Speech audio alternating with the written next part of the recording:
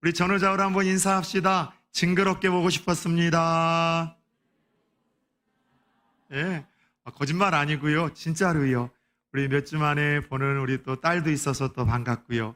또 너무 그립고 궁금했었던 또 우리 집사님도 한 6년 만에 봐서 참 좋고요. 그 외에 또 먼 곳에서 오늘 또 이 성일을 맞이하여 또 우리 한 걸음에 달려온 우리 군사님들, 또 우리 집사님들, 성도님들 얼마나 반가운지 모르겠습니다. 어쨌든 이 한 주 우리 폭염 속에서도 또 능히 헤쳐나갈 수 있는 하나님께서 은혜와 시원한 소망의 능력을 예배 가운데 허락하시기를 예수 그리스도의 이름으로 축원합니다. 성경을 보면은요, 하나님께서는 하나님 자신과 예수를 믿는 우리들과의 관계를 설명해 주시기 위하여 비유를 종종 사용하실 때가 있습니다. 가장 대표적인 비유가 있다면 아버지와 아들 비유라고 할 수 있겠죠.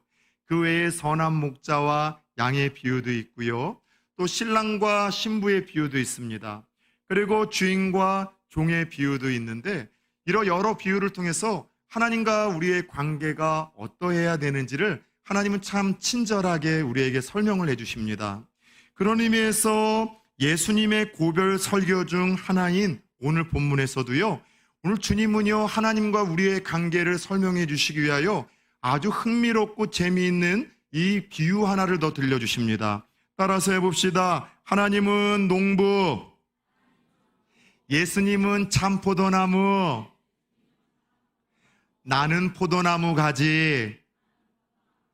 예, 하나님은 농부로, 그리고 예수님은 참 포도나무로, 그리고 예수님을 믿는 우리 하나님의 백성들, 나 자신을 가리켜서는 그 포도나무에 붙어 있어야 될 가지로서 비유를 하시더라는 것이죠. 사실 오늘 이 비유를 통해서 예수님이 마지막 골벌 설교를 통하여 들려주고자 하시는 핵심 메시지는 간단합니다. 명료합니다. 다른 것이 아니라 세상에 있는 모든 농부들이 그러하듯 하늘 농부이신 하나님께서 하나님의 자녀들에게 원하시는 것은 바로 열매라는 거예요. 우리의 삶에 열매를 기대하시고 열매 맺는 것을 우리 하늘 농부이신 하나님이 원하신다는 그 말씀을 오늘 예수님께서 이 비유로 우리에게 들려주시는 겁니다. 그래서 시간상 읽지는 못했지만 요한복음 15장 16절을 보면은요, 하나님이 수많은 사람들 중에 우리를 선택하신 이유, 그 가운데 우리를 뽑아내시고 부르신 이유도요, 우리의 삶 속에 열매를 많이 맺게 하시기 위함이라고 이야기를 하십니다.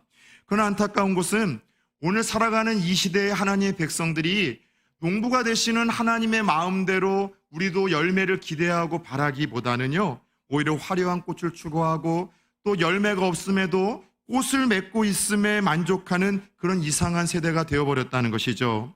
사실 꽃이라는 것은 세상에서 아름다운 대명사로도 사용이 됩니다. 그러나 성경에서 꽃은요, 잠시 스쳐 지나가는 화려한 인기나 명예나 부요함, 젊음, 성공, 영원하지 않는 세상의 헛된 것들을 여러분 우리들에게 일컫는 대명사로 이 꽃이 사용될 때가 많아요. 그래서 분명한 사실은 농부가 되신 하나님은 우리에게 꽃이 아니라 따라서 해봅시다. 열매를 기대하신다. 예, 열매를 기대하신다는 거예요. 그런데 오늘 예수님께서 이 농부 되신 하나님이 우리에게 열매를 기대하심을 우리에게 말씀을 하시며 오늘 우리들을 가리켜서 그 포도나무가 되시는 예수님에게 붙어있는 가지라 말씀을 하셨는데, 하나님 나라의 포도원의 안에는요, 여러 종류의 가지가 있음을 예수님은 우리에게 소개를 합니다. 세 종류의 가지, 다시 말하자면 세 종류의 교회 다니는 사람들이 하늘나라 포도원 안에 있대요. 첫 번째 2절, 6절을 보니까는요, 어떤 여러분 가지가 있습니까? 열매 맺지 않는 가지가 하나님 나라의 포도원 가운데 있다고 합니다. 열매 맺지 않는 가지. 포도나무에 붙어 있는 것 같지만 사실은 붙어 있다 하나 죽은 가지입니다. 그래서 아무런 생명의 반응도 없고 열매를 맺지 못하는 가지들이 있는데, 그 가지들은 하늘 농부 되신 하나님이 어떻게 처리하시는가 하면은 2절과 6절을 보세요. 제거해 버리신대요. 그리고 이것을 버리실 거래요. 한동안 학자들 사이에서는 과연 이 말씀이 무슨 말이냐, 어떤 이 의미이냐 해석이 분분했지만 6절의 말씀을 통해서는 이 말씀을 주시는 의도가 명확합니다. 불에 던져질 것이라고 이야기를 하며 하나님 나라의 포도원 안에는요, 살아있는 가지 같지만 이 예수님에게 붙어 있지 않고 죽어 있는 가지, 그런 그리스도인들이 있는데, 그런 그리스도인들은 마지막 날 하나님의 불심판을 피하지 못할 거라는 심각한 경고를 들려주시는 거예요. 예수님이 이렇게 비유를 그 마지막 고별 설교를 통해서 들려줬다면, 오늘날 우리 부산 초원교회 안에도 그런 예수 그리스도에게 붙어 있지 못한 죽은 가지, 그래서 결국은 버려지고 결국은 마지막 날 그 불심판 가운데 던져질 가짜 여러분 가지와 그리스도인들이 얼마든지 있을 수 있는 것 아니겠습니까? 두 번째, 하나님 나라의 포도원에 있는 또 다른 가지는요, 열매를 맺는 가지가 있대요. 무언가 그래도 생명의 반응은 보여요. 자라납니다. 열매도 있어요. 그러나 농부되는 주인의 마음을 흡족해 할 만큼의 열매는 아닌데, 이렇게 열매를 맺고 살아있는 그 가지는 많은 열매를 맺게 하기 위하여 2절을 보니까 그 농부 되신 하나님이 깨끗하게 하실 거래요. 이것은 전지 작업, 가지치기 작업인데, 이것이 무엇을 의미하는지는 나중에 다시 한번 여러분에게 말씀을 드리도록 하겠습니다. 세 번째, 하늘나라 포도원, 농부 되신 하나님이 일구어가는 포도원 안에는요, 또 다른 가지, 다시 말해서 예수 믿는 그리스도인들이 있는데, 따라서 해봅시다. 열매 많이 맺는 가지. 예, 농부의 그 바램과 소원처럼 열매를 많이 맺음으로 말미암아 농부를 너무나 행복하게 만들고, 농부 되신 그 하나님 앞에 영광을 올려드리고, 그리고 주위 사람들에게 야, 저 사람 정말로 하나님과 연관이 있는 사람이구나, 예수님의 제자이고 하나님의 자녀이구나, 분명한 인정과 더불어 감동과 감화를 줄 수 있는 그런 열매를 많이 맺는 가지가 오늘 하나님의 나라 포도원 안에 이렇게 있다고 이야기를 합니다. 여러분, 그렇다면 오늘 예수님이 말씀하신 영적 하늘나라 포도원 가운데 있는 세 종류의 가지 중에 저와 여러분들은 좀 어떤 가지라고 할 수 있습니까? 화려한 꽃을 피우기 위해 힘쓰는 가지입니까? 아니면 농부 되신 아버지 하나님의 바람대로 열매를 맺기 위해서 힘쓰는 인생들입니까? 꽃만 무성하고 그 꽃을 가지고 비본질적인 것을 가지고 스스로 만족하고 자랑하는 그런 여러분 죽은 가지입니까? 아니면은 꽃이 아니라 잎만 무성한 것이 아니라 실제로 열매를 맺기 위해서 그렇게 여러분 힘쓰며 하나님을 영화롭게 하는 가지이냐는 것이죠.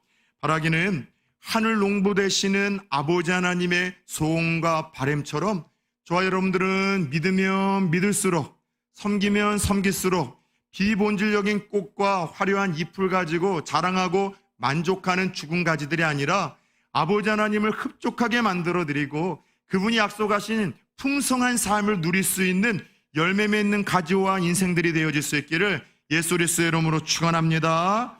그렇다면 그 농부가 되신 하나님께서 오늘날 가지라고 이야기하는 우리들에게 바라시고 원하시는 열매는 무엇일까요? 사실 오늘 함께 읽은 이 본문의 말씀을 통해서 저는 좀 원어를 좀 살펴보기 시작을 했습니다. 그러다 보니까는 하나님이 우리들에게 원하시는 열매가 크게 두 가지가 있음을 명확하게 발견을 했어요.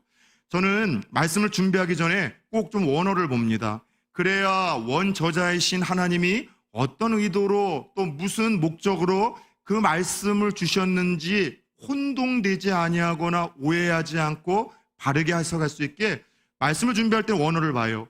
그러나 성경 때는 여러분에게 원어를 좀 잘 설명은 안 합니다. 왜냐하면 헬라어와 히브리어를 여러분들에게 설교 가운데 이야기를 하면은 목사가 되게 있어 보이거든요. 공부 많이 하는 것 같고 연구를 많이 하는 것 같아 보이지만 여러분들에게는 그것이 아무런 유익이 없다는 것을 알고 있기 때문입니다. 그럼에도 불구하고 한 번씩 여러분들에게 소개하는 그런 원어들이 있어요. 그런데 하늘 농부 되시는 아버지께서 우리에게 간절히 맺기를 원하시는 그 열매, 없으면 제하여 버리고 심판불에 던져버리고 있으면 영광을 받고 다른 사람들에게 제자라고 인정과 감동 감화를 줄 수 있는 그 열매가 무엇인가 하면 따라서 해봅시다. 칼포스. 예, 칼포스라는 단어로 이 열매를 설명해요. 그런데 성경에 열매라고 기록되어 있는 많은 여러분 단어가 있지만 역시 이 열매라는 이 단어에 똑같이 칼포스라는 단어로 그 열매가 소개가 되고 있는 두 가지 열매가 있음을 발견했습니다. 첫 번째 그 열매는요, 따라서 해봅시다. 성령의 열매. 예, 성령의 열매가 칼포스라 이야기를 해요. 그래서 사실 오늘 함께 읽은 본문 이전의 사건은요, 예수님께서 자신이 떠난 후에 홀로 남겨질 제자들에게 성령이 오셔서 그 성령이 가르친 것도 생각나게 하시고 또 진리로 인도하시는 이 열매를 이야기를 하며 성령에 대한 이야기를 설명하다가 지금 이 포도원 비유를 들려주시는 거예요. 그런데 여러분, 이 성령의 열매가 바로 칼포스라고 갈라디아서 5장 22절 23절에서는 우리들에게 소개를 해주고 있어요. 같이 한번 좀 읽어볼까요? 시작. 오직 성령의 열매는 사랑과 실학과 화평과 오래 참음과 자비와 양성과 충성과 온유와 절제니 이 같은 것을 금지할 법이 없느니라. 아멘. 1분만 좀 띄워주세요. 자, 하나님이 우리의 삶 속에서 농부가 되신 그분이 한평생 바라시고 찾으시는 열매가 하나 있는데 그것이 바로 이 성령의 열매예요. 이게 바로 칼포스라는 거예요. 이 성령의 열매가 9가지라고 해서 우리는 흔히 이 갈라디아서 5장에서 소개되어지는 성령의 열매를 성령의 9가지 열매라고 이야기를 합니다. 사랑의 열매. 사실 요한복음에서 예수님이 우리에게 찾는, 기대하시는, 요구하시는 가장 두드러진 열매 중에 하나가 성령의 열매 중에 사랑의 열매입니다. 서로 사랑하라고 끊임없이 이야기를 하세요. 그리고 제자들이 예수님 떠난 후에 불어닥칠 환난과 핍박 속에서도 그 환경을 초월하는 기쁨의 열매를 맺기를 원하시고 서로 싸우지 말고 하나가 되기를 원하시고 고난과 역경 속에서 오래 참기를 원하시고 그럼에도 불구하고 자비와 양성과 끝까지 충성되며 온유와 절제로서 예수님 닮는 삶을 살아가기를 제자들에게 요구하셨습니다. 그래서 우리의 삶 속에서 이 성령의 9가지 열매를 하나님은 찾고 기대하신다는 거예요. 그런데 한번 물어봅시다. 다시 제 얼굴 좀 띄워주세요. 잘생긴 두 분 비웃었는데 건강에 해롭습니다. 이 성령의 9가지 열매를 맺어간다는 것은요, 사실 이런 의미가 있어요. 따라서 해볼까요? 예수님 닮아가는 거. 예. 성령이 9가지 열매를 한 인격체에서 맺은 분은 역사 속에서 전무후무합니다. 예수님 한 분밖에 없어요. 그분만이 사랑과 온유와 절제와 충성과 자비와 양성, 오래 참음, 이 9가지 열매를 온전히 맺으신 분이에요. 따라서 농부 되신 하나님이 오늘 포도원의 가지가 된 우리들에게 바라시는 첫 번째 열매는요, 예수님을 닮아가기를 원하신다는 거예요. 예수님처럼 우리의 삶과 인격이 변화가 되어지고 성숙해지는 열매를 맺는 것을 우리에게 원하신다는 겁니다. 쉽게 말하면 이런 거예요. 예수님처럼 생각하는 열매가 맺어지는 걸 원하시는 거예요. 예수님이라면은 지금 어떻게 생각을 하셨을까? 이 생각이 예수님 생각과 옳은가? 이 감정이 예수님의 감정과 옳은가? 예수님이라면 이 상황 속에서 어떻게 말하셨을까? 내가 지금 내뱉으려고 하는 이 말이 예수님이 기뻐하시는 말인가? 예수님이 원하시는 말인가? 그거를 여러분 생각하는 거죠. 내가 지금 선택의 딜레마 속에 있어요. 이 선택의 딜레마 속에서 내가 선택하고 걸어가려고 하는 그 길이 예수님이 오셔서 가르쳐 주신다고 할지라도 이 길이야 라고 이야기할 만한 과연 그 길인가? 끊임없이 생각과 우리의 여러분 선택과 행동과 우리의 말 속에 여러분 예수님이라면 어떻게 생각을 할까라고 생각을 하며 예수님 닮아가는 여러분 성숙과 변화의 삶, 이것이 성령의 9가지 열매인데 농부 되신 하나님이 우리에게 원하시는 것은 바로 이거라는 거예요. 여러분 부모가 되고 나서 보니까는 그런 마음이 생기더라고요. 처음에는 자녀 하나만 있었으면 좋겠다. 하나님께서 손만 잡아도 막 자녀를 주셔서 3번 잡니까 막 탁탁탁 3명이 나타났잖아요. 그런데 처음에 자녀가 생겼을 때 여러분 10달 동안 제 기도 제목은 하나였습니다. 하나님 얼굴은 아내 닮게 하시고 하나님 키만 저 닮게 해주세요. 성격은 뭐 둘 다 모나지 않으니까 반반 섞어 담으면 좋을 것 같습니다. 그리고 아내한테 이야기는 하지 않았지만 제가 평상시에 조금 더 똑똑하다라고 자부심이 있어서 아내보다도 저를 좀 닮았으면 좋겠어요 라고 이야기를 했지만 학교 성적을 보니까 제 아내가 저보다 성적이 훨씬 더 좋더라고요.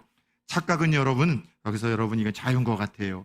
그런데 중요한 것은 아이가 태어나자마자 뭘 먼저 들여다보기 시작했는가 하면 손가락, 발가락 10개는 온전한가? 눈, 코, 입은 삐뚤어지지 않았는가? 또 뭐 달려야 될 것들이 달렸는가? 혹은 뭐 떼어질 것이 떼어졌는가? 그거를 본 다음에 두 번째 보는 것은 누구를 닮았는가를 보게 되더라고요. 친탁인가? 외탁인가? 근데 10개월 동안 제발 날 안 닮기를 바랬는데 아이고 세상에 첫째, 둘째, 셋째가 태어나자 보니까 영락없는 이씨 가문에 여러분 제 자식인 게 맞더라고요. 그런데 한편에 여러분 무언가 이게 되게 기쁘더라고요. 절 닮았다는 게. 그런데 또 다른 한편에서는 여러분은 이해할 수 없는 슬프고 미안한 마음이 애들에게 들기 시작을 하더라고요. 그래도 커가면서 조금씩 애들이 엄마 닮아가는 것이 얼마나 감사한지 모르겠습니다. 그런데 여러분, 하나님이 그러신 분인 것 같아요. 하나님의 바람은 우리가 예수를 믿어 하나님의 자녀로 태어나는 겁니다. 근데 거기서 끝나는 게 아니에요. 예를 들어서 여러분, 독자 하나만 있었으면 하는 가정에서 아들이 생기면 얼마나 기쁩니까? 근데 거기서 끝납니까? 사람 욕심이라는 게. 그 독자가 건강하게 자라기를 원하고 또 사람답게 살기를 원하고 큰 일을 하기를 원하는 것처럼 하나님의 마음이 똑같은 거예요. 우리가 예수를 믿어 하나님의 자녀가 된 후 하나님이 우리에게 기대하고 찾으시는 것이 있는데 하나님 닮아가는 거예요. 아버지 닮아가는 거예요. 아버지 닮아간다는 것이 무엇입니까? 그의 아버지의 모습을 보여주시는 외아들 예수님을 닮아가는 것을 의미한다라고 지난주 사도신경을 함께 강의를 통해서 나눴던 분들은 함께 이것을 이해하고 있잖아요.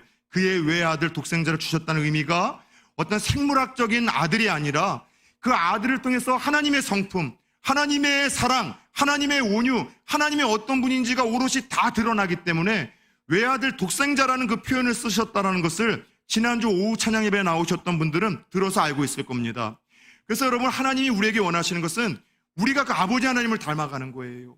아버지 하나님을 닮아간다는 것은 무엇입니까? 이 땅에 아버지 하나님의 모습으로 현원하신 그 예수 그리스도를 닮아가는 거예요.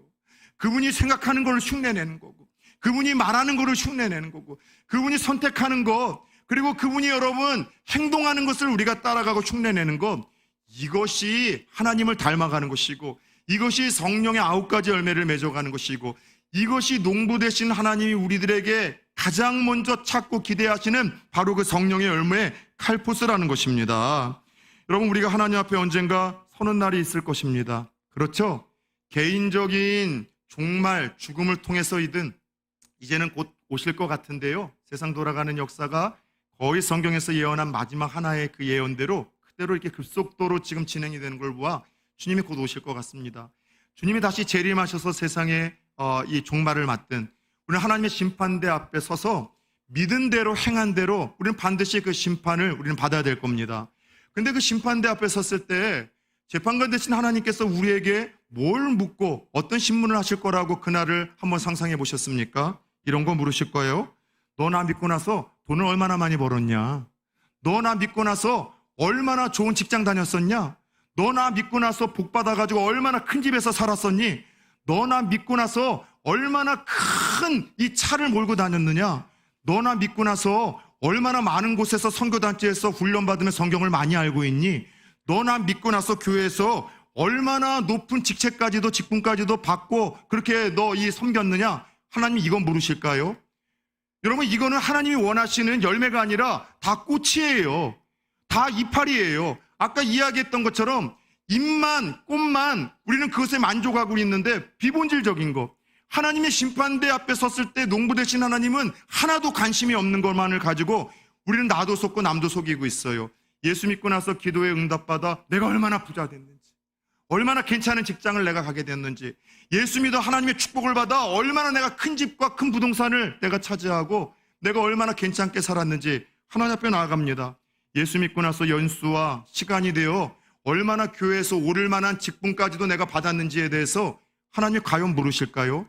그런데 우리의 관심은 오롯이 열매가 아니라 비본질적인 이 꽃과 이파리를 가지고 만족하고 지금까지 자랑하고 있지 않았냐는 것이죠.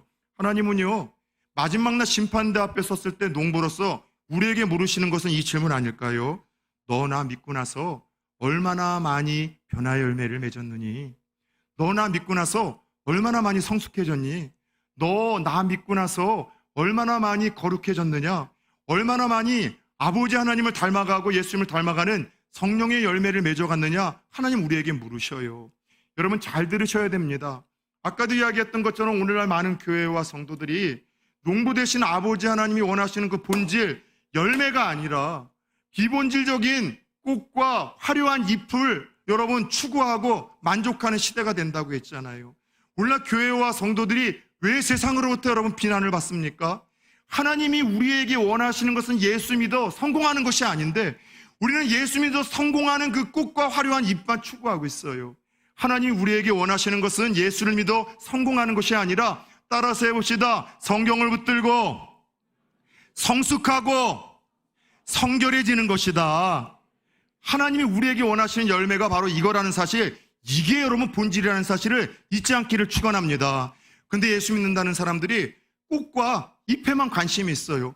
예수 믿어 축복을 받아 좋은 집 가야 되고, 넓은 여러분 집으로 이사해야 되고, 부동산을 많이 가져야 되고, 통장에 잔고가 쌓여야 되고, 내가 원하는 대로 모든 일에 여러분 일사불란하게 일이 진행돼야 되고, 축복을 받아야 되고, 여러분 이것도 중요하지만 하나님 앞에 서게 되는 날 이 모든 것은 농부 되신 하나님이 관심조차도 없는, 묻지도 아니하시는 여러분 잎과 이것은 꽃이라는 거예요. 사랑하는 여러분들, 따라서 우리가 늘 자신을 향해서 우리가 예수를 믿으면 믿을수록, 교회에 나오면 나올수록 던져야 되는 질문은 이거예요.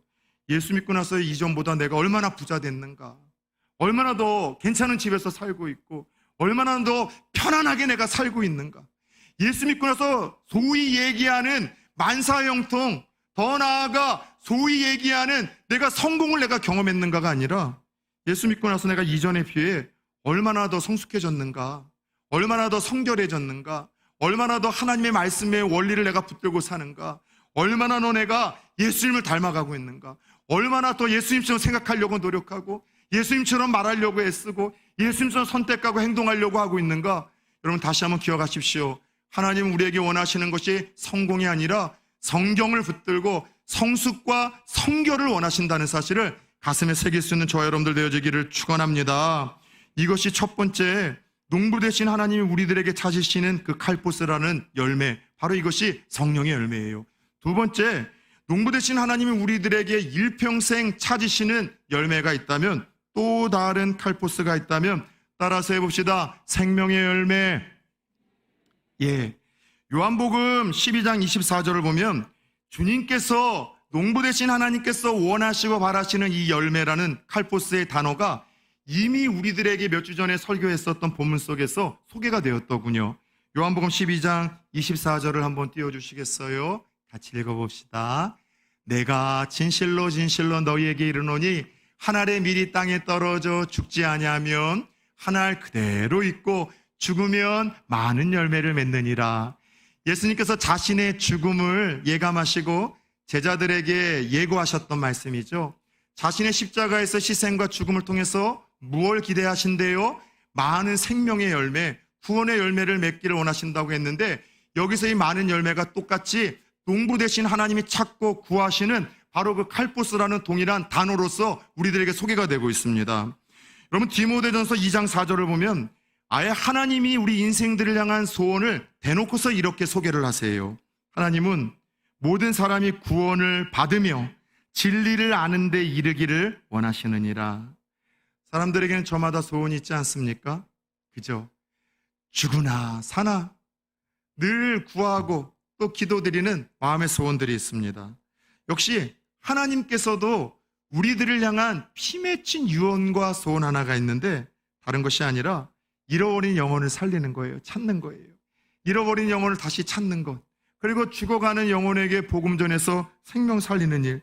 이 일은요, 복음 전에서 생명의 열매를 거두고 잃어버린 한 영혼을 찾아와서 생명의 열매를 거두게 하는 것은 성경 곳곳에서 일관성 있게 아버지 되신 하나님의 소원이고, 그분이 우리네 인생들에게 바라는 단 하나의 명령이라는 것을 우리는 알게 됩니다.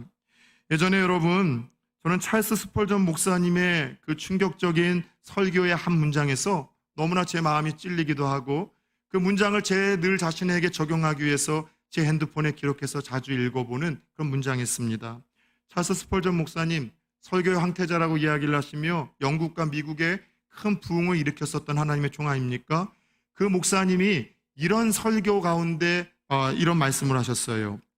당신이 사람들에게 예수님에 대하여 말하지 않는다면 당신은 진정으로 예수님을 만난 적이 없는 것입니다. 너무나 좀 부담스러운 말씀 아닙니까? 우리 마음에 반항하고 싶은 그런 여러분들 충격적인 이야기 아닙니까? 만약 우리가 예수님을 누군가에게 이야기하지 않는다면 우리는 진짜 예수님을 만난 적이 없는, 주님과 상관없는 사람들이라는 거예요. 얼마 전에 참 저는 그 문구 하나가 마음에 들어서 자주 읊조리고 있습니다. 따라서 해봅시다. 전도는 실패가 없다. 안 하는 것이 실패이다. 네, 전도는 실패가 없고 안 하는 것이 유일한 실패래요. 그러면 생명의 씨가 되신 예수 그리스도의 이름을 누군가에게 전하잖아요. 그럼 농부 되신 하나님께서 생명이 있기에 내가 원하지 않았던 때에 내가 원하지 않은 방법으로 발화시키고 결국은 생명의 역사를 일으키기 때문에 너희들은 이런저런 핑계와 두려움 때문에 그렇게 생명의 씨앗을 심고 뿌리고 그렇게 전하는 것을 멈추지 말라는 거예요. 실제로 오늘 한국교회 성도들에게 그런 설문조사를 한 적이 있습니다. 당신은 성경을 얼마나 읽고 있습니까? 의외로 충격적인 것이 60% 이상의 성도들이 일주일에 단 한 장의 성경도 읽지 않고 있다는 충격적인 사실이 드러났습니다. 전후좌우를 한번 살펴보면서 이렇게 이야기를 합시다. 당신은 아니시지요? 눈 못 쳐다보시는 분들은 찔림이 있으신 분들입니다. 여러분 회개하십시오. 천국이 가까웠습니다. 의외로 여러분 한국교회 성도들 중에 70% 이상은요 10분 이상 개인 기도를 갖지 못한다고 합니다. 단지 식사기도 한 30초 갖는 분들은 교인들 중에 한 90%가 된다는 이야기를 듣고 깜짝 놀랐어요. 그거라도 좋습니다. 그런데 여러분 전도를 하냐는 이야기에는요 거의 90% 이상의 성도들이 전도를 못한대요. 그런데 왜 하지 못하냐고 이야기를 했더니 전도가 소중하거나 가치가 있다는 것을 부인하는 성도는 하나도 없었습니다. 첫 번째 이유는요 부담 때문에 그렇대요. 괜히 예수 믿으라는 이야기했다가 자신이 크리스찬이라는 것을 드러내면은 그 부담스러운 시선 그리고 그 부담스러운 이제 반응이 불편해서 믿지 않는다는 것을 이제 가리기 위해서 전하지도 않는다는 거죠. 두 번째는 전하는 방법을 모르겠대요. 성경을 잘 모르고 또 훈련을 받은 적이 없어서 못 전한다고 이야기를 합니다. 세 번째는 성격이 부끄러워서 혹은 상대의 차가운 반응이 미리 두려워져서 못 전한다는 이야기를 할 뿐 이 전도에 대해서 소중함이나 가치를 부인하는 사람은 하나도 없어요. 그런데 여러분 전도는요 실패가 없어요. 다 통합으로 이야기를 하자면은 해봤자 실패할까 싶은 그 두려움 때문에 못하는데 전도는 실패가 없고요. 유일한 실패는 하지 않는 것이 실패라는 겁니다. 심으면 생명의 씨앗은 농부 되신 하나님께서 알아서 여러분 자라게 하시고 열매 맺게 하시는데 오늘 여러분들 우리들에게 그 전하고 뿌리는 그 삶조차 없는 것이 너무나 안타깝다는 것이죠. 예전에 한 청년 사역을 하는 목사님에게 제가 들은 이야기가 지금까지도 기억이 납니다. 어느 날 한 청년이 목사님에게 자신의 아버지 조금 전도 신방을 해달라고 부탁을 하더래요. 그래서 목사님 저희 아버지가 병원에 입원했는데 이때 좀 오셔서 저희 아버지 좀 예수 믿게끔 좀 신방 좀 해주세요. 그런데 이 목사님은요 그 학생의 아버지를 만난 적은 없지만 전화 통화를 하면서 몇 번 경험한 적이 있는데 보통 완고하신 분이 아니시더래요. 그런데도 이 아들이 아버지가 아프니까 병원에 와서 전도해달라는 이야기를 듣고 그런 생각을 했대요. 얘네 아버지가 죽을 병이나 뭐 암 같은 것이 들이어 오셨는가 보다. 그래서 아빠 무슨 병이냐 그랬더만 맹장염이라는 거예요. 순간 이 목사님의 생각에 아니 암이 걸려서 죽을 똥 말똥해도 변화가 되거나 예수를 믿을까 싶은데 이 맹장염으로 이 완고하신 분이 예수를 믿어? 이런 이 부정적인 생각이 목사님 마음속에 확 찾아오더래요. 그래도 목사가 여러분 청년이 자기 아버지 여러분 병원에 와서 전도 신방해달라고 하는데 그거 어떻게 여러분 부인하고 거절하겠습니까? 그래서 그 아버지의 성향을 알기 때문에 시나리오를 그리면서 아버지가 기독교에 대해서 반박을 하고 안 좋은 얘기를 할 때도 막 A안 B안까지 준비를 꼼꼼하게 해서 이 병원에 가서 신방을 한 겁니다. 그래서 예수님 설명하고 복음 설명하고 인생 설명하고 예수 믿는 것이 좋겠다고 이야기를 하지만 역시나 예상한 대로 아버지한테는 씨알도 먹히지 않는 거예요. 오히려 무안할 만큼 병원에서 이 목사님을 쫓아냈다라고 합니다. 근데 목사님이 그것이 하나도 부끄럽지도 않고 상처가 안 됐대요. 왜냐하면 이미 안 될 거를 본인이 알고 예측했던 모습이기 때문에 그랬던 것이죠. 그런데 그 다음 주에 참 재밌는 것이 세 가족이 이제 한 명이 이제 왔더래요. 그 세 가족이 오게 되면은 이제 목사님이 함께 이제 목양실에서 또 이제 잠깐 교제도 하며 어떻게 우리 교회에 왔는지에 대해서 또 묻는 것 아니겠습니까? 혼자 오신 분들은. 그래서 물었대요. 저희 교회를 어떻게 아시고서 오셨어요? 라고 물었더니 이런 대답을 하더랍니다. 목사님 몇 날 며칠 어느 병원 몇 호실에 오셔서 목사님 설교해 주셨죠? 그때 바로 옆에 수술하고 누워 있었던 사람이 자기라는 거예요. 근데 그 아이의 학생의 아빠한테 들려줬던 예수님의 이야기 들으면서 그래 내가 예수 믿어야 되겠구나. 죽으면은 지옥 갈 수 있겠구나. 내가 믿어서 정말 영원한 삶을 준비해야 되겠다. 그 마음이 들어서 태어나자마자 그 목사님 교회에 찾아와서 등록을 했다는 거예요. 뭘 얘기를 하는가 하면 따라 세웁시다. 전도는 실패가 없다. 안 하는 것이 실패이다. 예, 우리가 여러분들 생명의 씨앗을 심기만 하면은요, 농부 대신 하나님께서 알아서 싹트게 하시고 자라게 하시고 하나님의 때에 하나님의 방법으로 하나님이 선택하신 사람들에게는 반드시 열매 맺게 하시는 것, 이것이 생명의 열매, 전도의 열매인데 하나님이 우리에게 이거를 맺기를 원하신다는 거예요. 여러분, 그래요. 하나님은 저와 여러분들의 평생에서 꽃을 찾으시거나 잎으로 만족하시는 분이 아닙니다. 예수 믿어서 믿은 후에 얼마나 부자가 됐고 편안해졌고 성공을 했는지에 대한 관심이 아니라 우리에게 원하시는 생명의 열매, 전도의 열매를 찾으시는 분이세요. 그렇다면 오늘 우리가 던져야 될 마지막 질문이 이겁니다. 어떻게 생명의 열매와 전도의 열매, 농부 되신 하나님이 원하시는 열매를 평생 우리의 삶에서 우리가 맺어갈 수 있는 것일까요? 오늘 함께 읽은 4절에서 주님은 명확하게 이 열매를 맺을 수 있는 방법을 들려주십니다. 같이 한번 읽어봅시다. 시작. 내 안에 거하라. 나도 너희 안에 거하리라. 가지가 포도나무에 붙어있지 아니하면 스스로 열매를 맺을 수 없음같이 너희도 내 안에 있지 아니하면 그러하리라. 아멘. 따라 세웁시다. 내 안에 거하라. 농부 되신 하나님이 우리에게 열매를 맺으라고 하신 적 없어요. 맺으라고 명령하신 적 없습니다. 왜냐하면 열매를 맺는 것은 우리의 몫이 아니에요. 그런데 참 재밌는 것은요, 유일하게 열매를 기대하시고 바라신다고 말씀을 하시며 열매를 맺기 위해서 우리에게 명령하신 것은 내 안에 거하래요. 예수님 안에 거하라는 겁니다. 여러분, 예수님 안에 거하고 예수님 안에 붙어 있으면 자연스럽게 열매를 맺을 수 있음이 가능하다는 거예요. 여러분, 우리는 주님의 말씀에서 도대체 그리스도인들이 어떤 사람들인지를 그 정의를 발견하게 됩니다. 그리스도인들은 어떤 사람들입니까? 다른 것 아니에요. 성경책 옆구리에 끼고서 매주일마다 교회 다니는 사람들도 그리스도인이라고 할 수 있지만 그리스도인의 정의는요, 예수 그리스도에게 따라 세웁시다. 붙어있는 사람, 그리스도에게 속해 있는 사람, 그게 그리스도인이에요. 여러분, 그리스도인은 예수님에게 붙어있는 사람, 자나깨나 항상 예수님과 함께 붙어서 예수님 안에 거하는 사람, 그 사람들이 그리스도인이라는 것입니다. 여러분, 예수 안에 거해야, 그리스도 안에 거해야 우리에게 여러분 열매가 있다는 거예요. 이 말을 좀 조심스럽게 역으로 풀어보자면, 예수를 믿어도 5년 10년 믿지만 교회를 주구장창 다니지만 직분을 얻었지만 삶에서 성숙의 열매가 하나도 없고 인격이 변화가 되지 않고 삶에서 생명의 역사가 하나도 없고 오히려 말씀을 여러분들 이 약속과는 달리 말라 비틀어지는 삶을 사는 이유는요, 우리에게 조금 거부 반응이 일어날 수 있는 해석일 수 있겠지만 생명 되시는 주님 안에 거하지 못하고 주님 앞에 붙어 있지 못하는 죽은 가지 때문이라는 여러분 그 사실을 말씀하시는 것 아닙니까? 예수 믿어도 삶의 열매가 없는 이유, 말라 비틀어진 삶을 사는 이유, 생명 되시는 주님으로부터 우리는 잘려져 나갔기 때문이에요. 우리는 떨어져 나가 있기 때문이라는 것이죠. 주님 안에 거한다, 붙어 있는다라는 것이 구체적으로 뭘 의미할까요? 7절을 같이 한번 좀 읽어봅시다. 시작. 너희가 내 안에 거하고 내 말이 너희 안에 거하면 무엇이든지 원하는 대로 구하라. 그리하면 이루리라. 아멘. 주님 안에 거하고 주님 안에 붙어있는 삶은요, 매일 지속적인 말씀과 기도로 주님과 교제하는 삶을 의미해요.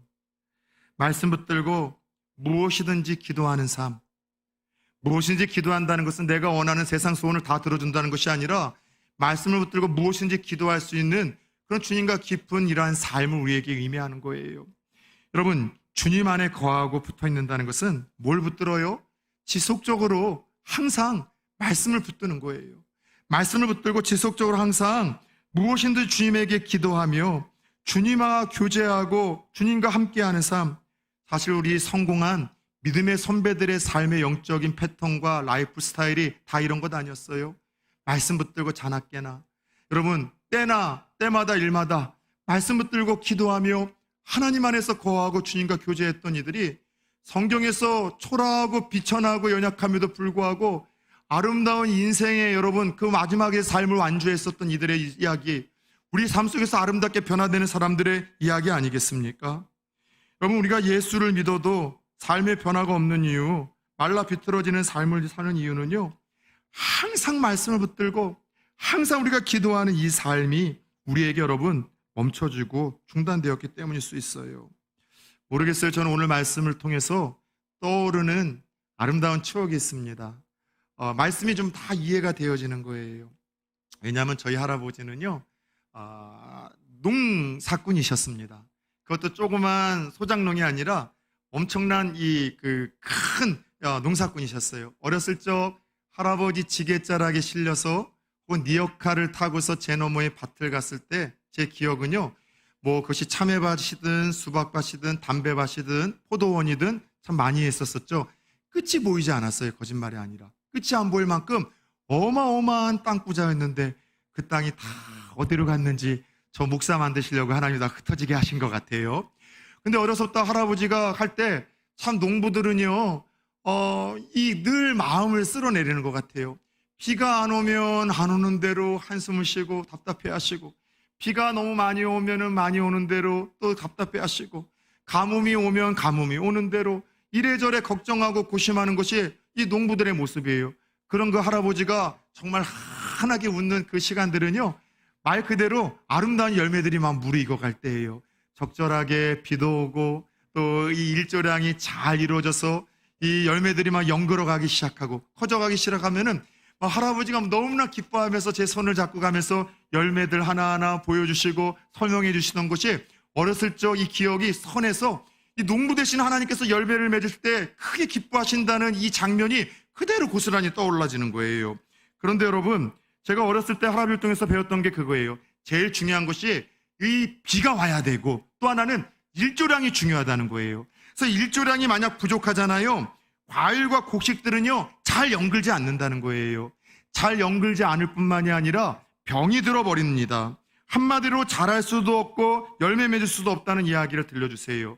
더 나아가 적절한 여러분 단비가 내리지 않으면은요, 역시나 이 과일은요, 자라긴 자라는데 이 과일 맛이 쓰대요. 당도가 떨어진대요. 그리고 과일이 실하게 크게 자라지 않는다고 이야기를 하면서 적절한 일조량과 단비가 과일의 연그러감과 당도와 그리고 이게 커감을 위해서 아주 중요하다는 이야기를 들려주셨어요.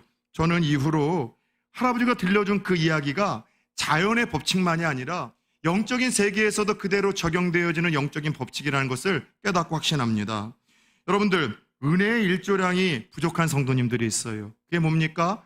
말씀의 지배를 받고 기도의 지배를 받고 예배의 지배를 받고 믿음의 성도들과의 교제, 이것이 다 은혜의 일조량이거든요.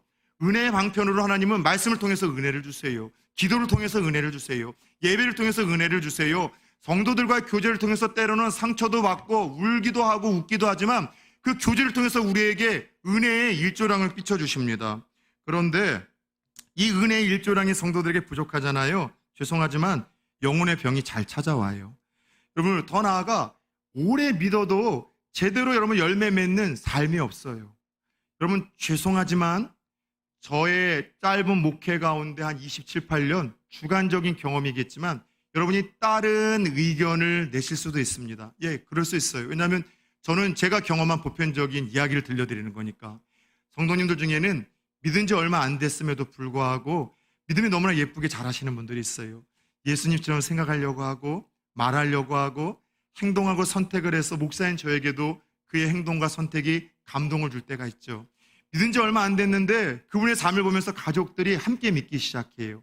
다니는 그 직장에서 저분이 믿는 예수라면 나도 믿고 싶다라고 감동과 영향력을 주는 분들이 있는데 그들의 공통점은 뭐냐 하면은요, 은혜의 일조량에 믿은 지 얼마 안 됐지만 심겨진 지 얼마 안 됐지만 예수에게 부침받은 데 얼마 안 됐지만 은혜의 일조량을 풍성하게 받는 거예요.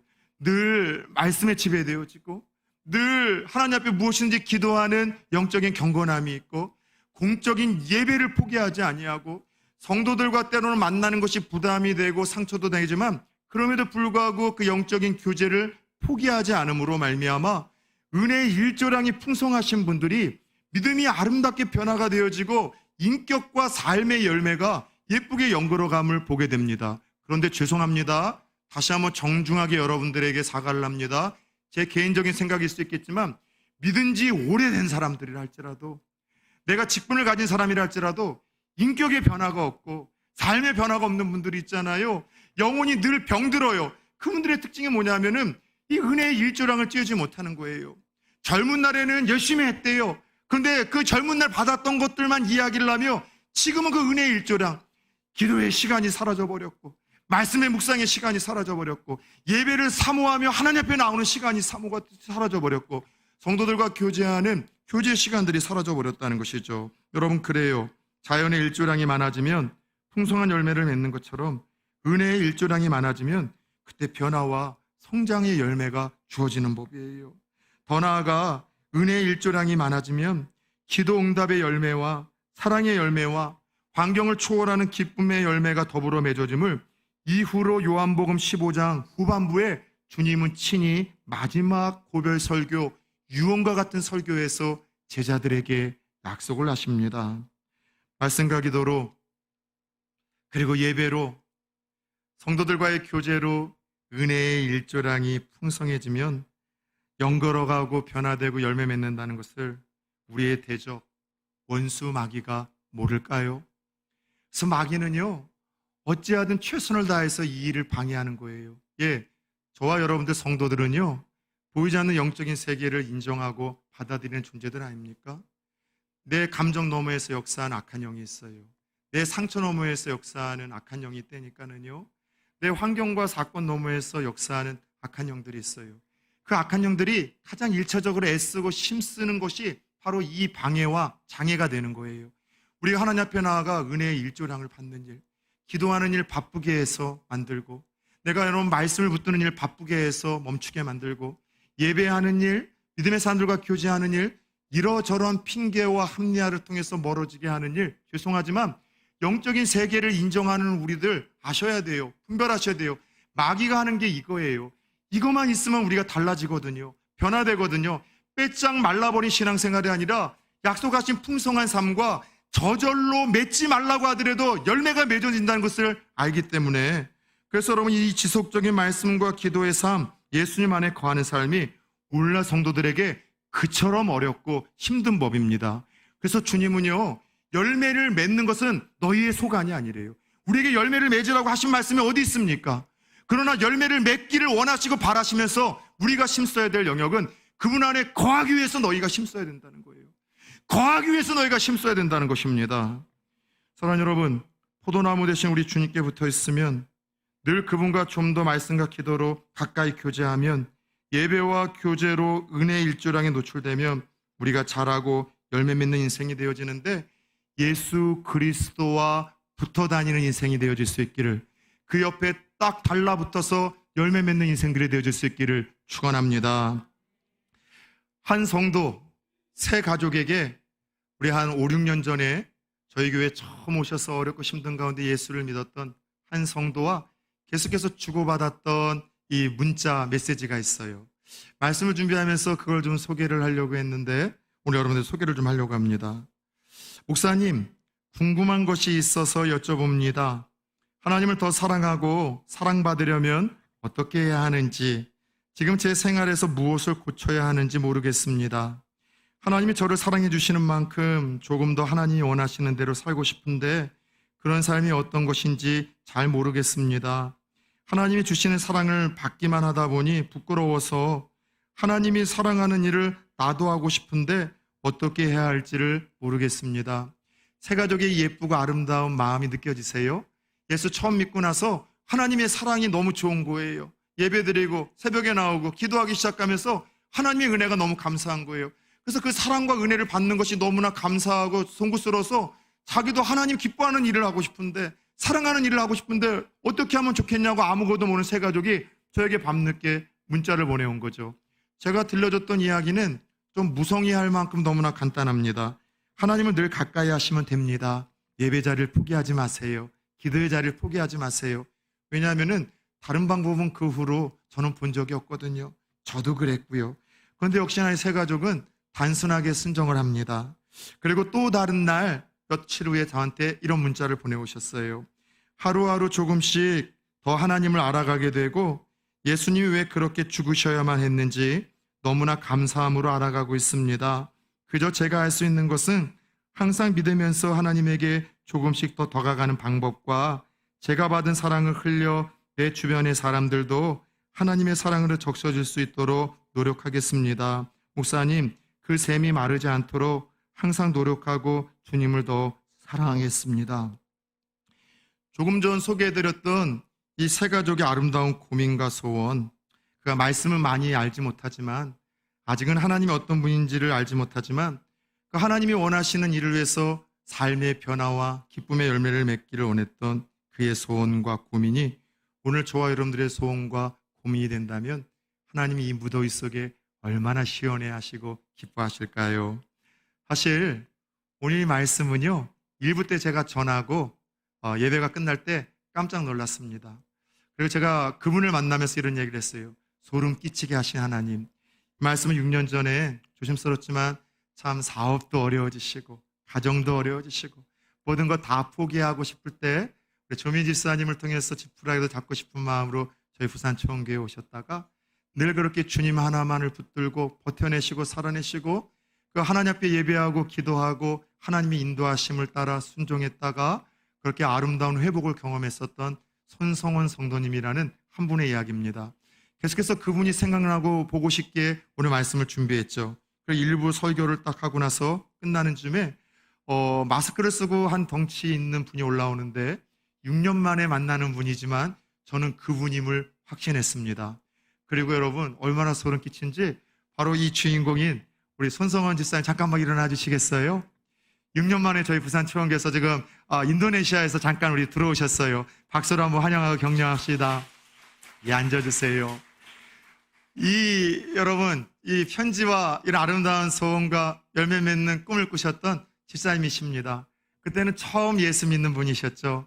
하나님의 은혜로 인도네시아로 가서 다시 가정도 회복이 되어지고 더 중요한 아들과 또 우리 그 아내도 예수를 믿고 세례를 받았고 지금은 하나님의 은혜로 그 인도네시아에서 뭐 의류, 신발 그쪽에 이제 많은 이제 직원들을 두시고 사장으로 이제 겸한 이사로서 지금 활동을 하고 있다고 합니다. 하나님의 은혜는요, 그분 안에 거하고 그분 안에 붙어 있는 자에게 이런 놀라운 역사와 반전을 일으키시는 이런 살아있는 은혜인 줄 믿습니다. 사랑하는 여러분, 우리 농부 되신 아버지 하나님이 바라시고 원하시는 그 열매에 우리가 맺어드립시다. 어떻게 해요? 우리의 힘으로는 안 돼요. 노력하지 마세요. 우리가 해야 될 노력은 그저 주님 안에 거하기 위해서 힘쓰세요. 주님에게만 딱 붙어 있읍시다. 말씀과 기도의 삶, 예배와 교제의 삶이 다시 회복이 되어져 농부 되시는 주님이 우리에게 바라시고 찾으시는 그 열매를 맺어드리고 하나님 앞에 서게 되는 날 아무 쓸모없는 꽃과 화려한 잎이 아니라 주님이 원하셨던 그 본질의 열매를 올려드림으로 하나님을 영화롭게 하고 주의 많은 사람들에게 저 사람은 진짜 하나님의 사람이야, 그런 영광과 더불어 감화 감동을 줄 수 있는 또 다른 주인공들 되어줄 수 있기를 예수 그리스도의 이름으로 축원합니다.